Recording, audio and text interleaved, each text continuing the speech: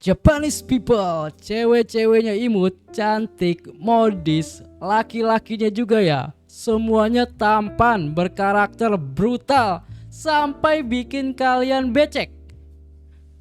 Nah sekarang pertanyaan gue nih ya, kenapa bisa sampai seperti itu? Bahkan nih ya guys ya, orang Jepang yang biasa aja yang tinggal di perkampungan bisa semanis dan secantik itu loh guys. Tetapi di balik kesempurnaan ini semua ya, ada rahasia kelam yang dilakukan oleh pemerintah Jepang dalam praktik yang paling brutal, yaitu adalah undang-undang eugenika atau bisa kita sebut undang-undang genetik aja ya guys ya, biar mudah gitu. Dan setelah gua pelajari, riset, analisa, dan juga gua dalamin, undang-undang ini termasuk adalah pelanggaran HAM berat yang pernah dilakukan sebuah negara terhadap warganya. Penasaran? Bumper dulu.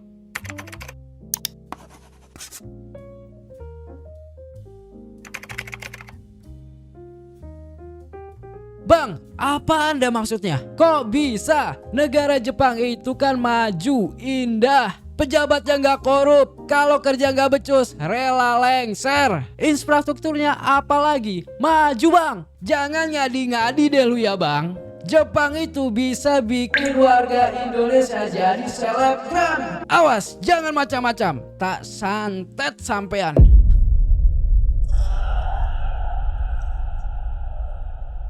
Saatnya sudah Alkisah tadi. Nah di dalam faktanya ya, dari pandangan gue nih, Jepang itu pernah melakukan pelanggaran HAM berat melalui Undang-Undang Perlindungan Genetik. Coba kita tarik dulu dalam sejarahnya. Jepang itu kan pernah kalah di tahun 1945. Nah, Jepang ini pernah menerapkan Undang-Undang Perlindungan Genetik di tahun 1948 sampai 1996. Yang di dalam intinya undang-undang ini ya berisikan sterilisasi paksa terhadap orang-orang yang memiliki disabilitas, penyakit mental, dan juga kelainan genetik. Nah, kelainan genetik ini itu apa? Apa definisinya? Apa maksudnya? Sampai sekarang gue masih tidak mengerti apakah kelainan genetik bisa menimbulkan anemia, penyakit jantung, atau penyakit-penyakit kelainan genetik yang seperti itu. Tetapi menurut Investor ID, korban dari perlindungan undang-undang ini kebanyakan seorang wanita, dan dari korban undang-undang ini juga yang dimana dalam proses sterilisasi dilakukan tanpa meminta izin kepada orang-orang terkait, yang artinya ada dasar dari orang disabilitas, penyakit mental, dan juga kelainan genetik. Yang di dalam pandangan gue ini ya, korbannya itu adalah orang-orang yang gak good looking guys. Karena apa gue bisa memiliki pandangan seperti ini? Karena salah satunya undang-undang ini bertujuan mencegah generasi keturunan kualitas buruk guys. Nah ini nih, kualitas buruk apa maksudnya nih? Sebenarnya ya kalau kualitas itu bisa dilatih loh guys. Contoh hal nih ya, tidak terpelajar, tidak bisa membaca, tidak bisa menulis, ya diadakan program belajar ataupun program sekolah gratis dong. Jangan dimandulin. Emang kucing? Nah sebenarnya siapa sih yang menciptakan undang-undang perlindungan genetik ini guys? Kok tega banget sama manusia? Siapa lagi kalau bukan Kaisar Perang Dunia Kedua? Karena di dalam faktanya ya di tahun 1940 sebelum Jepang dinuklir, undang-undang ini sudah ada walaupun bukan undang-undang yang tertulis. Dengan ide gila ini ya, Hirohito memang bertujuan untuk menjadikan negara Jepang menjadi ras unggul di muka bumi. Jadi Hirohito ini ya Hitlernya versi Asia guys. Walaupun memang disahkannya itu di tahun 1948 dan parlemen Jepang sendiri yang menerapkan undang-undang genetik ini dengan membawa wacana pandangan baru tentang soal kebersihan untuk menciptakan ras unggul. But the right to procreate is guaranteed by the Constitution. The law was introduced after the Second World War as part of government attempts to rebuild a poor, defeated nation by encouraging births of healthy children. The measure denied thousands of people with disabilities and mental disorders the right to have children. The victims included orphans, marginalized people, and those who were just considered different. Jadi kalau masih ada pertanyaan ya, kenapa Jepang orang-orangnya sangat sopan dan juga sangat bersih dalam konteks tidak membuang sampah sembarangan? Ya logikanya saja pemerintahnya rela membersihkan manusia-manusia yang dianggap gangguan penerus generasi. Kurang diktator apa ideologi macam ini guys? Dan sampai pada akhirnya memakan banyak korban wanita-wanita dengan diksi dan konteks tanpa dasar. Karena gini guys, diksinya itu adalah kelainan genetik. Dan ini yang menjadi perhatian gua. Undang-undang ini bermain di ranah abu-abu guys. Nggak jelas. Secara hukum nih ya, memang fokusnya itu ada diksi disabilitas. Walaupun gue tidak membenarkan orang disabilitas tidak berhak memiliki keturunan. Tetapi nih ya, secara sosial gue memandang ini adalah wacana penampilan fisik yang tidak ideal. Seperti apa itu contohnya? Ya kita sebut saja wajah tidak menarik, bentuk tubuh yang cacat, dan juga ekspresi yang abnormal.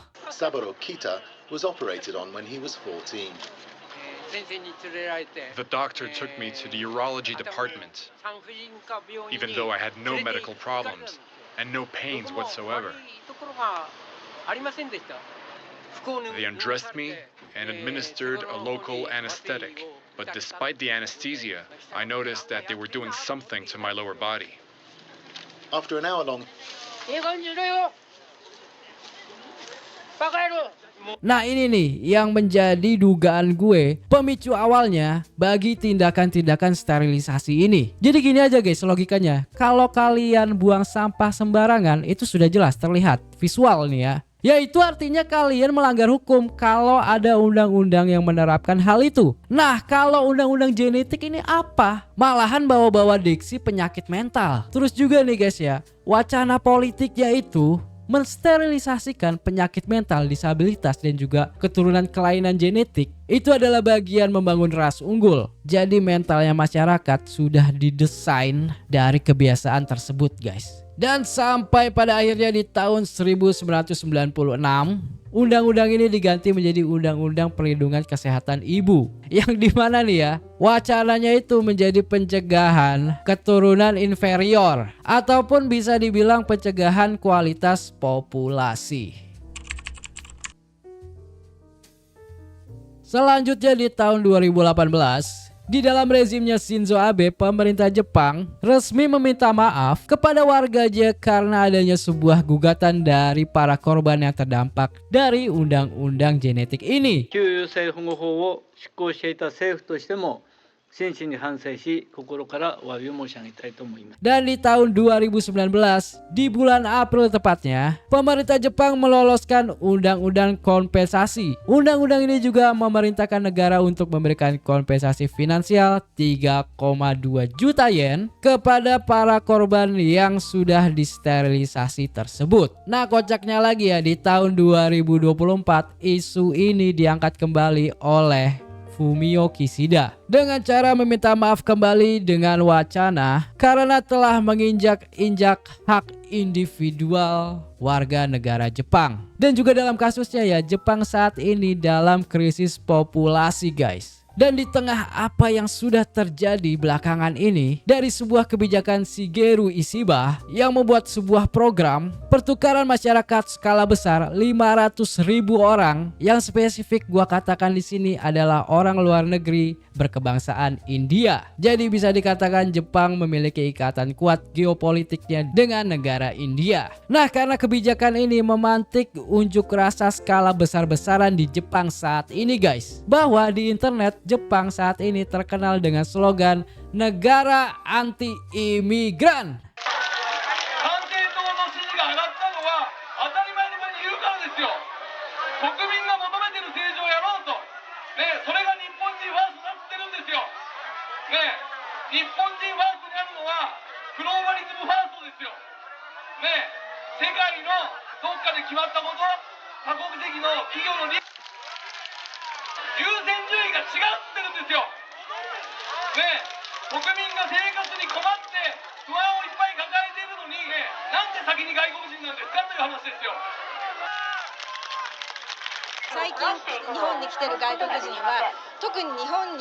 リスペクトもなく、ただ労働力として低賃金の労働力として入ってきている外国人なので、そういう人たちはやっぱり日本のためにはなるとは思わないので、だから神谷さんの言ってることはもういちいちそうだって思うことばっかりなので支持します。